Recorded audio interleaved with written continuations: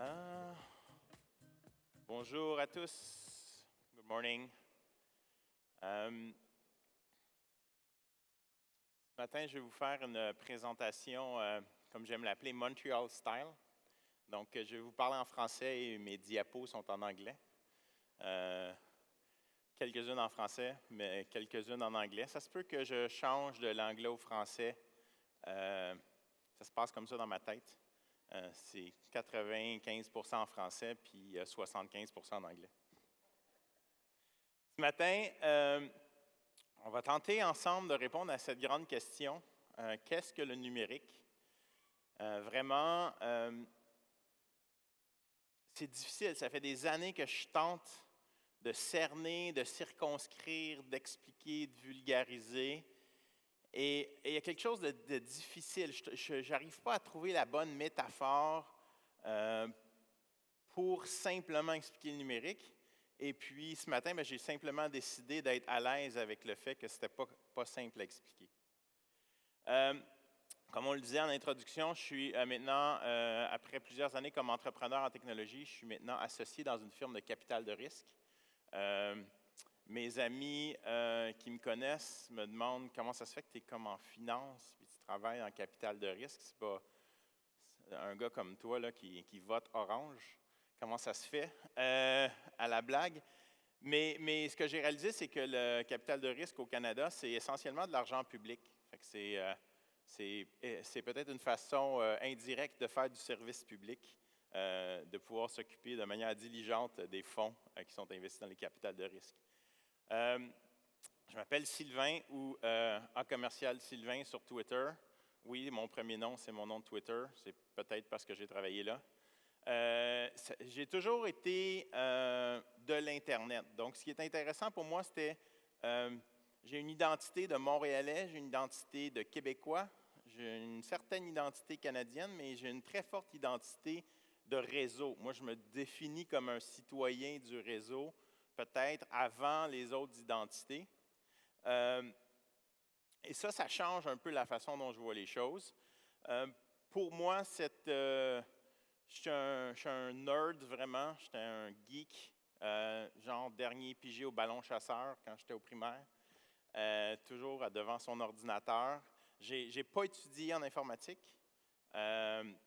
J'aurais voulu être un artiste. J'ai étudié en littérature, en communication, et vraiment pour moi, l'informatique, c'est quelque chose qui était présent dans ma vie et c'est quelque chose qui était des outils et des moyens plus qu'une fin en soi. Et c'est vraiment comme ça que je vois le numérique. Ce sont des moyens qui sont disponibles pour nous, mais c'est beaucoup, beaucoup plus que ça. Premièrement, je veux vous remercier d'être artiste. Aujourd'hui, encore plus que jamais, on a besoin de votre voix, on a besoin de vous pour nous aider à connecter avec ce qui est pas juste la surface. On est vraiment une ère de surface. Je pense qu'on a vraiment besoin de profondeur. Je pense que ça, c'est une des choses que vous pouvez nous amener certainement. J'étais à une conférence cette semaine à South by Southwest, qui est une conférence techno, mais aussi film, musique. Et puis, il y avait cette expression-là où c'était très, très important dans l'éducation d'avoir ce qu'ils appelait STEM, Science, Technology, Engineering, Math. Quel monde plate, right? Puis là, il y a quelqu'un qui a trouvé l'acronyme STEAM. Je vous laisse deviner c'est quoi le A. Science, Technology, Engineering, Arts and Math. Ça, c'est intéressant.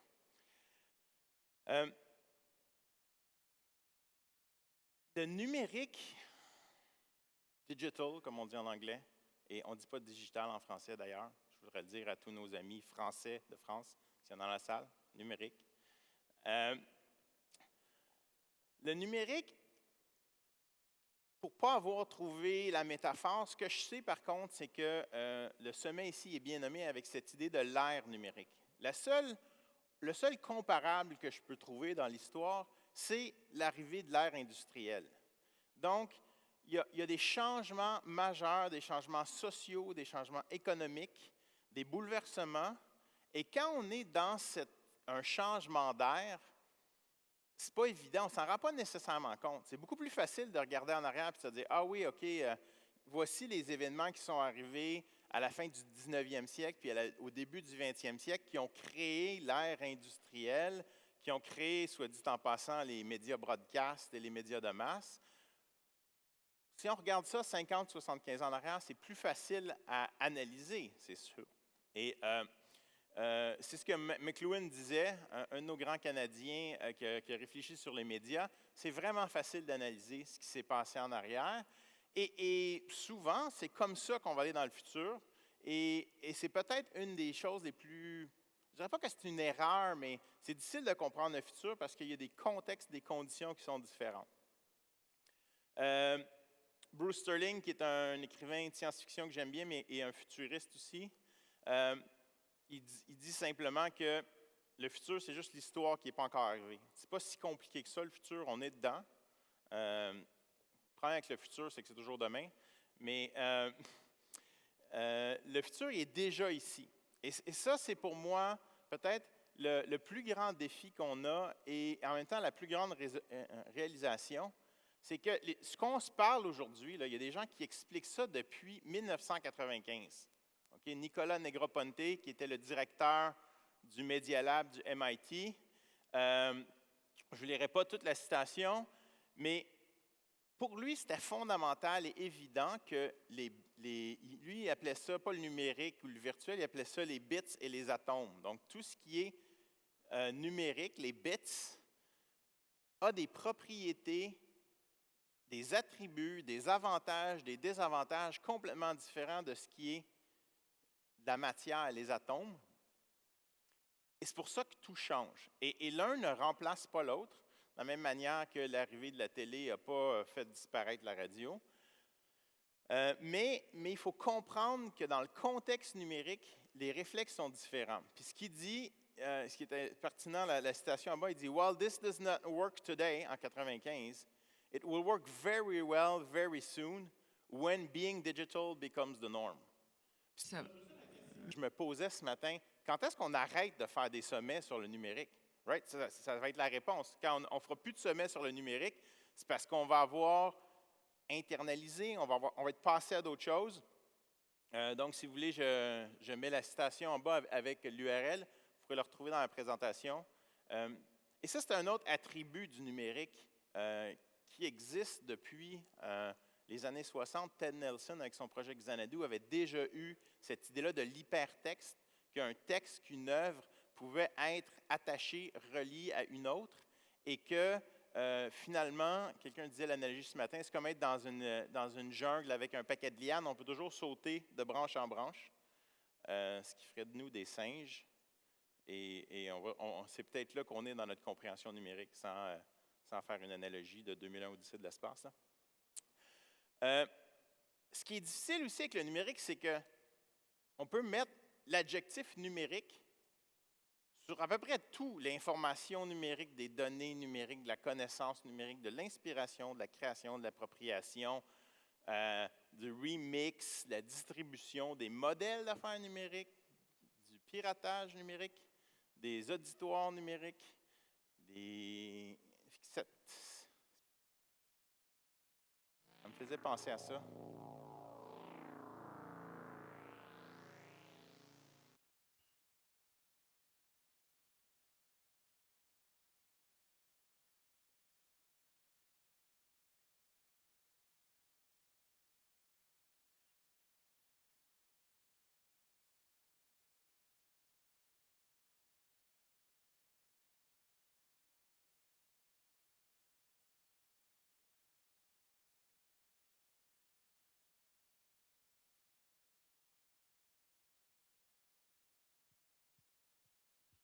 Et j'arrête.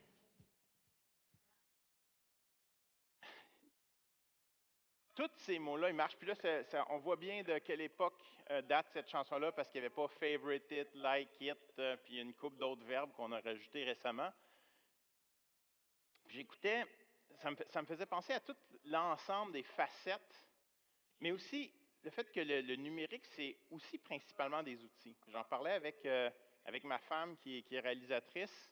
qui est artiste elle-même. Puis j'essayais de saisir qu'est-ce qui est si difficile du numérique, c'est que c'est le changement constant de nos outils, des manières de faire. En cinéma, on a 100 ans d'histoire de cinéma. Si on commence à vouloir être cinéaste en 2017, on a un historique, il y a une pratique, il y a un langage cinématographique qui existe, il y a un corpus duquel on peut s'inspirer pour complètement le changer ou pour amener ça dans une autre direction. Mais dans les arts numériques, dans les médias numériques, dans les affaires numériques, on est dans la découverte, dans l'appropriation et dans le changement constant. En 1997, lorsqu'elle faisait sa thèse de maîtrise, on faisait des CD-ROM. Qui aujourd'hui fait des CD-ROM, à part pour peut-être faire des backups de données, mais même encore. Et donc, de se dire que le médium, le moyen, la façon de faire est finalement n'est pas constant, est inconstant, il va toujours changer. C'est sûr que ça cause une remise en question. Et je suis allé sur Flickr parce que c'est ça que je fais dans la vie, trouver des images libres de droit ou en Creative Commons pour une présentation. Puis, comment tu illustres ça, le digital, le numérique? Là, comment tu illustres le numérique? Et je suis tombé sur cette image-là, puis là, j'ai fait « Wow! » Ça, c'est vraiment compliqué. Je ne vous demande pas de la lire au complet, là. Mais c'est pour ça que c'est compliqué, le numérique. Parce que c'est tout ça. Le numérique, ça affecte les gens.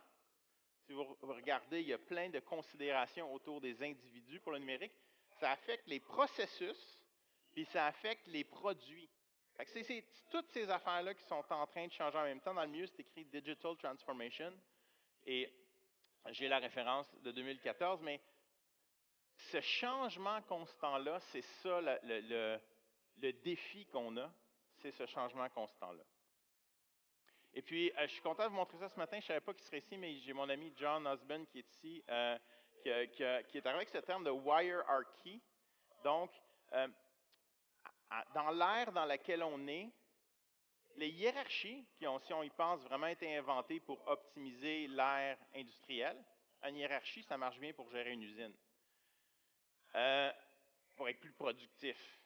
Mais cette idée de reconnexion et d'équipe temporaire et aujourd'hui, on travaille nous trois ensemble, puis demain, ce que j'aurai besoin de faire, ça va faire que je vais travailler avec vous ici, puis l'autre qui est là-bas, ailleurs dans le monde, sur une autre zone, sur une autre zone horaire.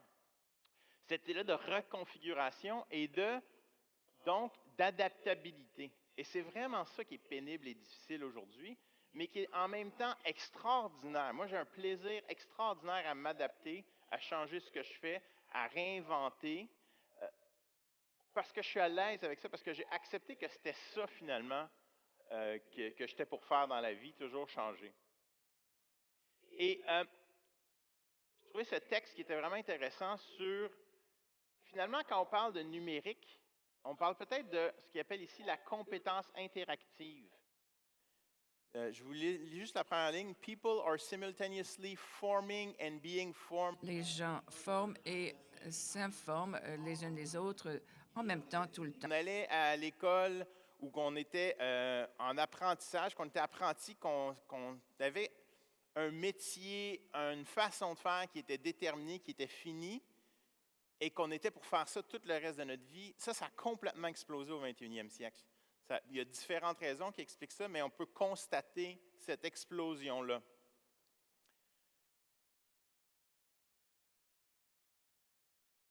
Cette capacité-là interactive, elle nous vient de ce qu'elle nous demande, c'est de se connecter avec l'information et les gens aux besoins.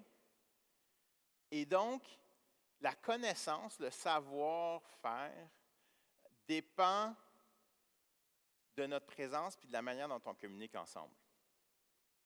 Puis donc, ça change complètement la façon dont on doit aborder ce qui est devant nous.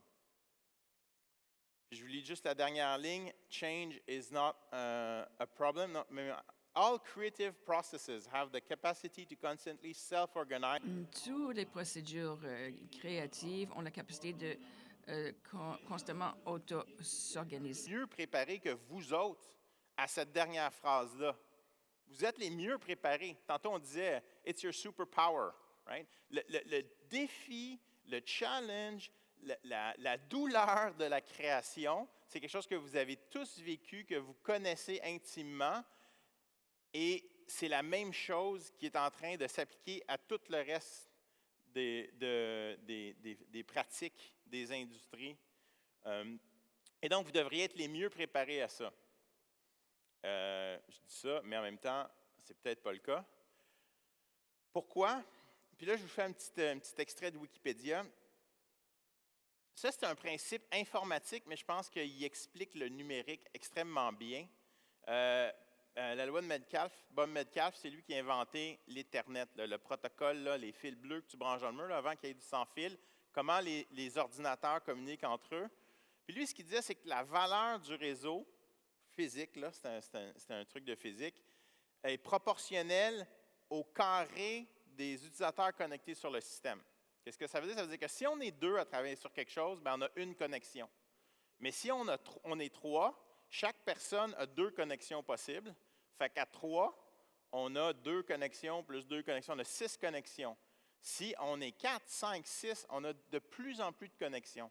Et je pense que ce principe-là, qui est un principe d'informatique, est vrai dans le numérique aussi, que la connexion, l'interconnexion, puis la multiplication, c'est quelque chose qui est inhérent à ces systèmes-là, à ces pratiques-là, à